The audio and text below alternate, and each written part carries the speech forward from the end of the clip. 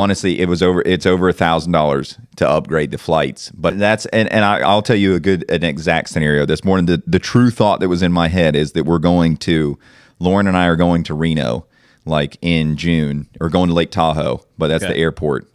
And I was about to upgrade the flights.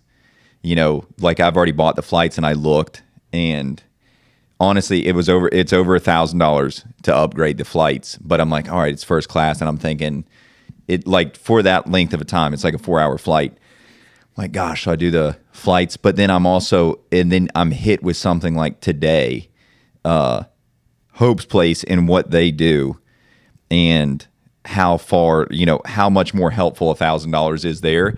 And you're like, it is the war in your mind, because you're like, on one hand, I did this. I want to make sure that it's a fun balance. It's like, well, I don't want to feel bad to do that, because I think you could also get to where it's like, and maybe that's the ultimate achievement, where you're like, I'm just going to live off of the 10% and give the 90%. Oh gosh, yeah.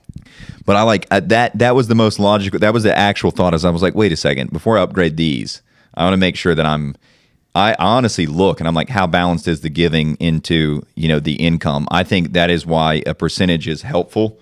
It is helpful, because you're staying more balanced. Because if you were used to giving whatever $500 a month, but now you're making six figures instead of 50 grand or whatever, right, then you want to make sure that you're keeping up with it. I think mainly for a heart check of, it's easy when you get in the cycle of getting selfish or self-focused on your own needs, and you're like, hey dude, you know what else would be cool?